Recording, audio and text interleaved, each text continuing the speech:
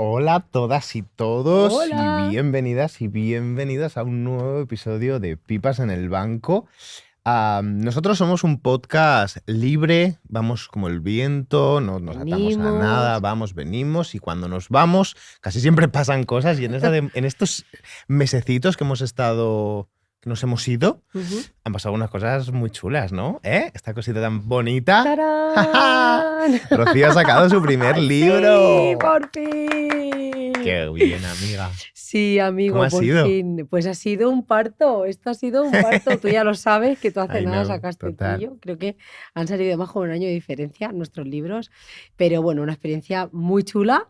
Muy contenta con el resultado, con la acogida que está teniendo. Así que súper contenta. Muy bien. Qué maravilla. Y claro, pensábamos, qué mejor manera, ¿no? Qué mejor tema que dedicar un episodio de Pipas, de nuestro espacio, de nuestro lugar, a hablar de uno de los temas que tocas en el libro Ujú, y con el que ambos dos estamos súper familiarizados profesionalmente y que afecta a muchísimas personas, ¿no? Que es ujú. las implicaciones, el cómo las dietas restrictivas, cómo afectan a la salud realmente y qué consecuencias tienen en la estructura y en la vida de las personas, ¿no? Claro, este es un temazo, ¿no? Porque, de hecho, si tú le preguntas a las personas de tu alrededor si alguna vez han hecho dieta, es que la mayoría te van a decir que sí, ¿no? Todo el mundo. Y mucho se habla de cuando nos venden dietas, ¿no? De nos prometen con las dietas que nos va a traer salud, pues éxito, ¿no? Que no sea de manera explícita, pero sí de manera implícita muchas veces.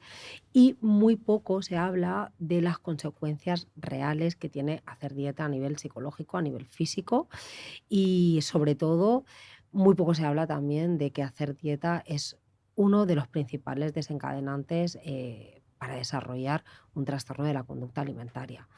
Entonces, bueno, la dieta es un poco el epicentro muchas veces de muchas otras consecuencias y nos parecía chulo pues también hablar de esto. Adri también está súper familiarizado con el tema porque él es experto también en trastornos alimentarios. Así que qué mejor que este espacio para hablar de ello. Nuestro Eso espacio, es. nuestras reglas. Sumado a esto que dices, ¿no? De no, dices, no se habla de las consecuencias, evidentemente porque no interesa hablar de las Claro, consecuencias. Las correcto. dietas es uno de los negocios más rentables que existen. Hay construida toda una industria en torno a la venta de dietas, productos dietéticos y todas esas ideas, ¿no? Entonces el marketing va estrechamente ligado a esto y ahora vamos a ver, ¿no? Qué elementos utilizan esta industria para vender la dieta como soluciones o como remedios al dolor o al malestar emocional que nada tienen que ver, ¿verdad? Totalmente. De hecho, Adri, a mí me gustaría empezar hablando de algunas de las consecuencias que tiene hacer una dieta Vamos a darles restrictiva. ese espacio. Vale, ya hemos dicho antes que es uno de los principales desencadenantes para el desarrollo de un trastorno de la conducta alimentaria, pero pasan muchísimas otras cosas, ¿vale? En primer lugar, hacer dieta implica que el cuerpo entra, hace una adaptación metabólica porque entra en una especie como de ahorro energético, ¿vale? Curiosamente, empezamos a hacer dietas para bajar de peso, por lo general, pero es que hacer dieta, una de las consecuencias que trae en el 95% de los casos es que haga que subamos de peso, ¿no? ¿Por qué ocurre esto? Porque cuando tú comes muy poco, tu cuerpo exprime al máximo los pocos alimentos que ingiere. Esto tiene un impacto en este metabolismo que por lo general se ralentiza y hace que todo funcione un poco más lento, ¿no? Entonces, cuando tú vienes de comer muy poquito y luego empiezas a comer normal, muchas personas lo que viven es que suben de peso incluso más de lo que tenían antes de empezar a hacer una dieta, ¿no? Y una de las cosas que explica esto es ese impacto que tiene en nuestro metabolismo, ¿vale? Otra cosa que ocurre, Adri, es que hacer dieta restrictiva nos desconecta de nuestras señales de hambre y de saciedad, ¿vale? ¿Por qué? Porque al final comemos, guiándonos por el papel que nos ha dado la nutricionista que trabaja en la farmacia debajo de mi casa, ¿vale? Y ese papel nunca va a saber más lo que tú necesitas que tu propio cuerpo. No vas a saber cuando tú tienes Imposible. hambre, cuando estás saciada, qué cantidades necesitas comer. Entonces, cuando ignoramos estas señales de nuestro cuerpo, al final ese circuito de hambre-saciedad termina sesgado y termina por no funcionar, ¿no? Porque al final no le estamos haciendo caso. Y,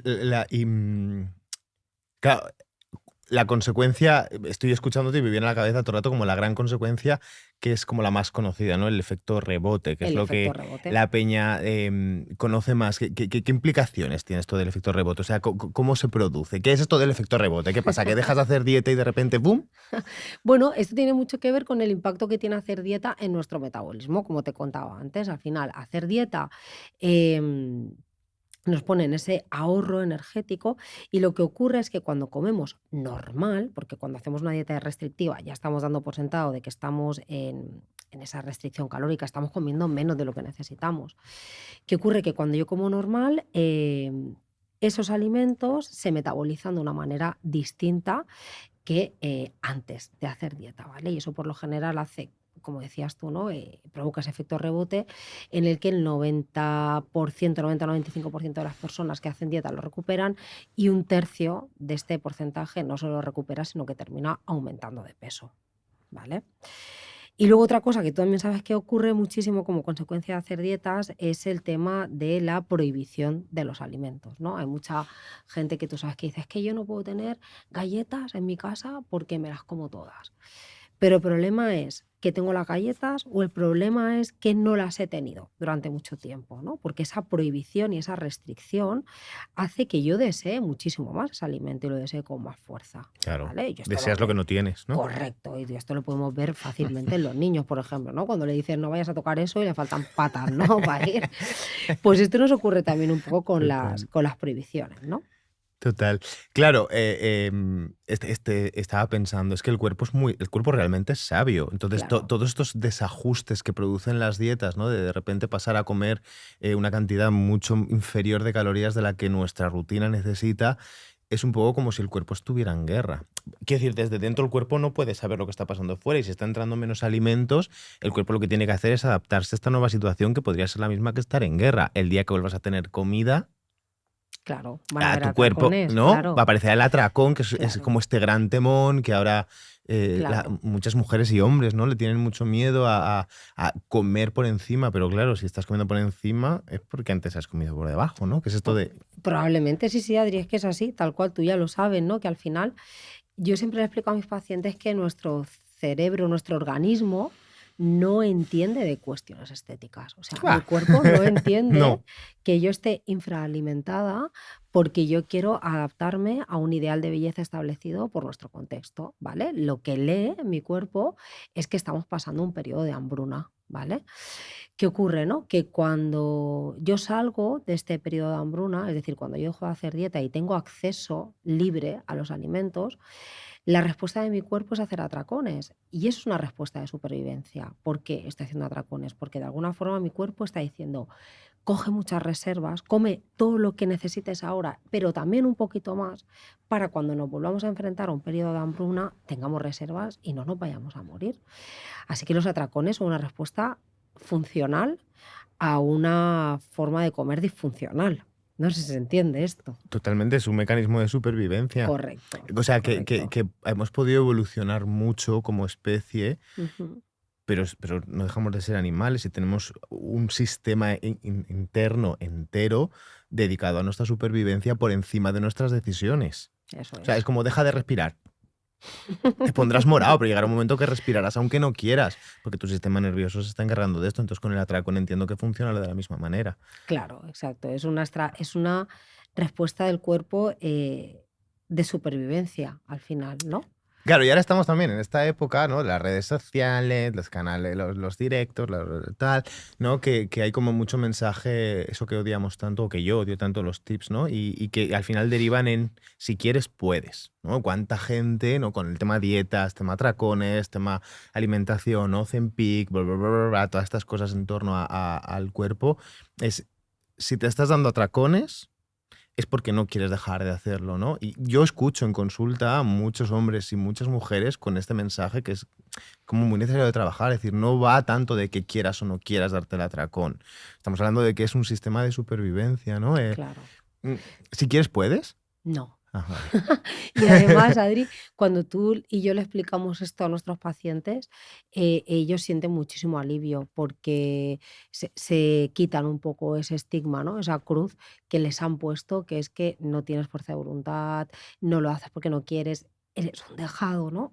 Eres una dejada. Entonces, nada más lejos, o sea, o sea, nada más lejos de la realidad. Es decir, al final, como decíamos, el atracón es que es una respuesta adaptativa de las dietas, ¿no? De hecho, algo que ocurre también, yo te contaba que los atracones se inician con esta función clarísima, ¿no? Pero también es cierto que a medida que un trastorno alimentario va evolucionando, por decirlo de alguna manera, ese atracón cumple también otras funciones de carácter ya no solo físicas, ¿no? No es una cuestión de supervivencia, sino que también empieza a cubrir como ciertos agujeros emocionales, ¿no? Claro, entonces estaba pensando ahora en Sí. preguntarte, pero mira, es que...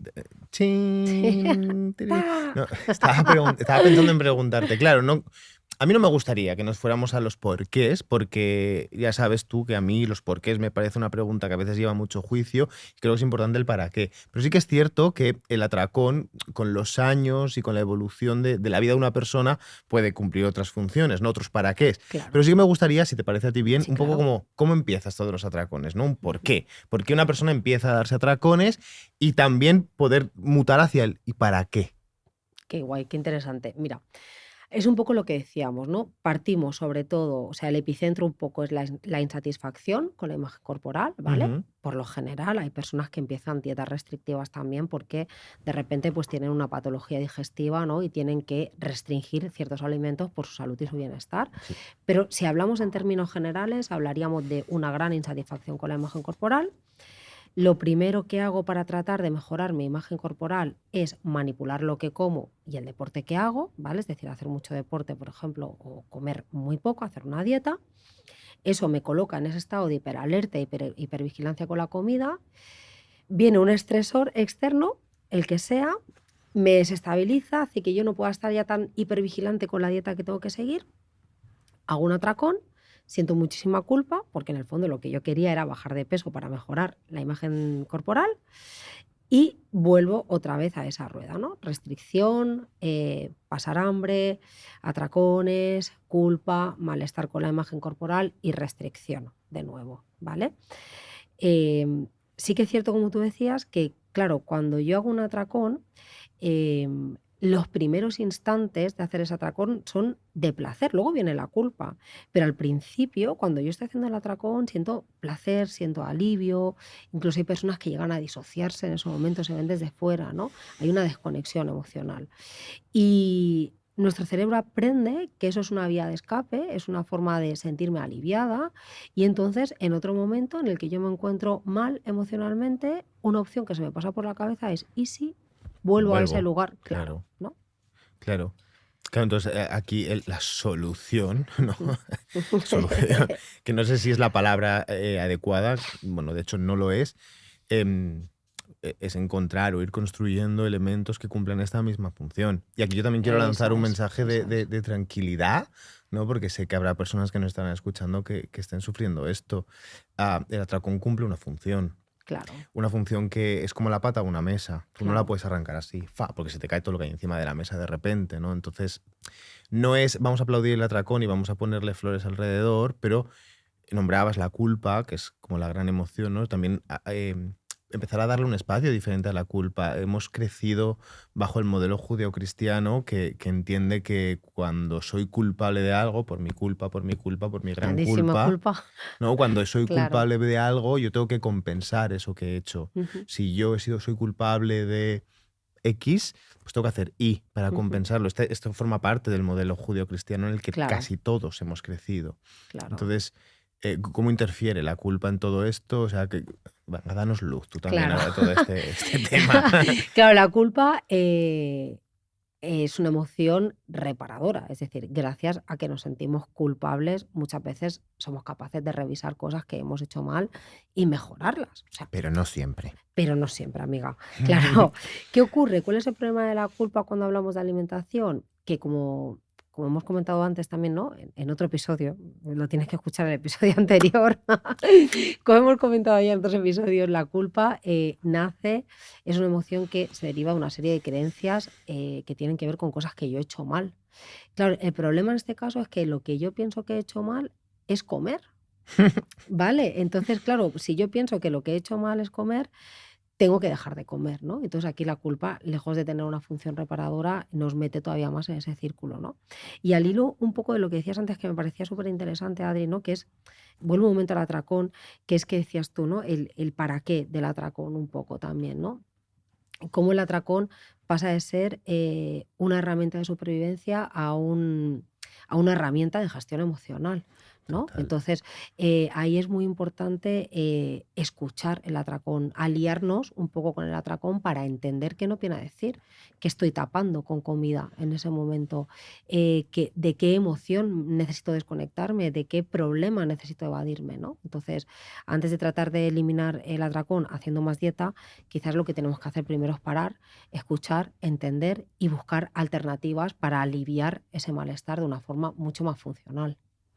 Qué guay esto. Estaba Ujú, pensando, claro, el primer punto es poder entender el atracón desde una mirada distinta a la eso es, que la cultura de dieta, a eso la es, que la sociedad del esfuerzo y de la delgadez nos ha enseñado. eso Y es. pensaba en el cuento de la Caperucita Roja. O sea, es muy difícil que entendamos las intenciones y la bondad que puede haber detrás del lobo si siempre escuchamos el cuento desde el mismo lugar, que es la historia de Caperucita.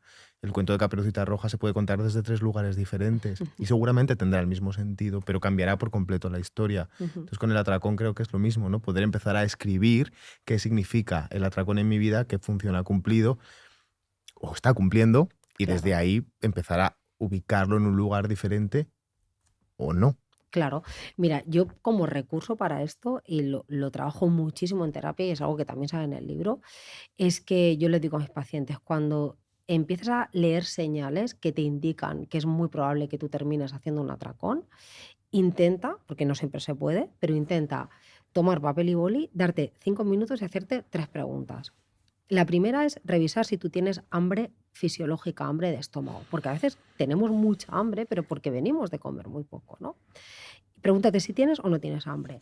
La segunda pregunta va a ser, ¿qué me pasa? Bueno, van a ser varias preguntas en el punto 2, ¿no? Pero ¿qué me pasa? ¿Cómo estoy? ¿Estoy nerviosa? ¿Estoy inquieta? No sé cómo estoy porque no sé ponerle nombre, pero vengo de discutirme con mi pareja o con mi jefe, o estoy anticipando que mañana tengo un examen y estoy muy nerviosa. Y la pregunta número 3, responde qué necesitas, ¿vale? Porque si yo la primera he contestado que tenía hambre de estómago, lo que necesito es comer. Pero si no tengo hambre de estómago, y estoy nerviosa, estoy inquieta, estoy triste, ¿qué necesito? A lo mejor necesito llorar, necesito un abrazo, a lo mejor necesito pedir ayuda, a lo mejor estoy muy enfadada y lo que necesito es hacer justicia porque siento que me han tomado el pelo, ¿no? Entonces, para mí esa es la manera de leer el atracón, ¿no? De leer el cuento de una forma distinta y no verlo siempre como solamente el villano que viene a perturbarme la vida, ¿no? Sino también como el mensajero que viene a contarme algo.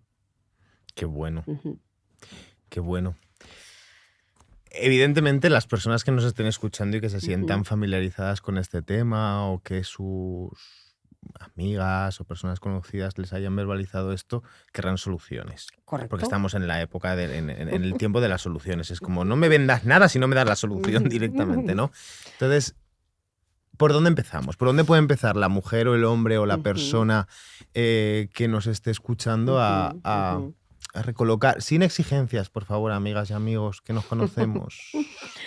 Pues aquí hay como, claro, lo ideal, ya sabemos que no es lo que todo el mundo puede hacer, ¿no? Lo ideal es hacer terapia, ¿no? Y acompañarte de un nutricionista, que no sea pesocentrista, antidieta, con Hacer enfoque. terapia con un psicólogo o psicóloga y acompañarte de un nutricionista. Ahí es, ¿vale? Es decir, ese binomio, ¿no? El trabajo en psiconutrición, que ahora tanto se habla y Total. tanto se conoce, es el binomio perfecto para la intervención de este tipo de problemas, ¿vale? Pero quizás tú por tu cuenta también puedes empezar a hacer algunas cosas y la primera sería, como decía antes, asegurarte de que estás comiendo suficiente, porque muchas veces esos atracones vienen porque seguimos en esa restricción calórica y seguimos pasando hambre y al final mi cuerpo lo que me demanda es comida porque tiene hambre.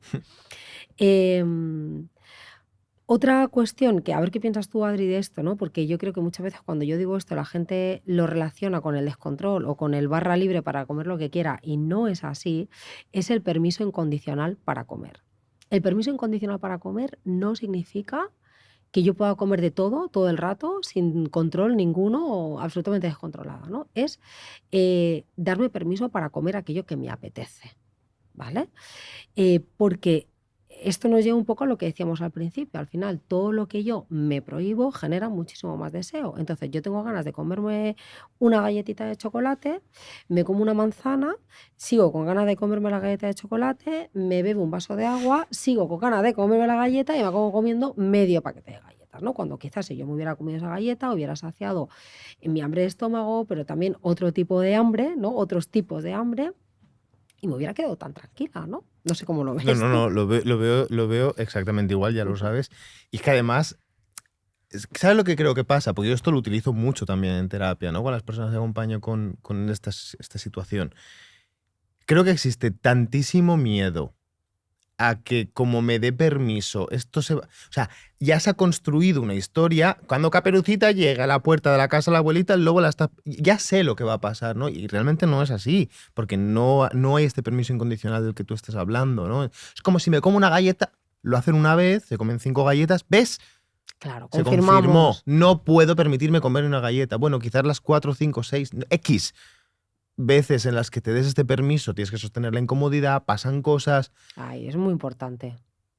Pero claro, si en la primera vez que te sale, como no quieres que te salga, ya estamos confirmando que no tengo capacidad de autogestión, que pues es un poco retraumatizar, ¿no? No, y eso es muy importante que lo digas, porque es que pasa. Es que cuando yo empiezo a darme este permiso incondicional para comer, a veces se me va de las manos, ¿no? Y se me va, y se me va a ir varias veces, ¿no? Pero bueno, tenemos que pasar por ahí, tenemos que ver cómo los tenemos, ¿no? También forma parte del aprendizaje, Del ¿no? camino, Del camino, del camino. totalmente, ¿no? Si estás en este punto, si has llegado a este punto, tiene un sentido, aunque no sea muy agradable, y forma parte del camino hacia donde tú quieras ir. Total. Luego, mira, hay otra cosa que también creo que es importante, que tiene que ver con la reestructuración de ciertas creencias que tenemos hacia los alimentos, ¿vale? Porque como ya hemos hablado también, ¿no? Estamos sobreinformados. O sea, tenemos tantísima información de nutrición, de real fooding, ¿no? Además, poco rigurosa, porque hoy en día en redes sociales cualquiera se pone un micro y dice lo que quiere, ¿no?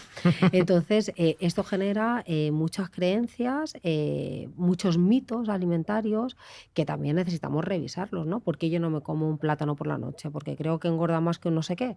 Pues a lo mejor no, ¿no? Entonces, bueno, vale la pena también revisar todas estas creencias que muchas veces se convierten en muy limitantes, ¿no? A la hora de sentirme un poco más libre con la comida.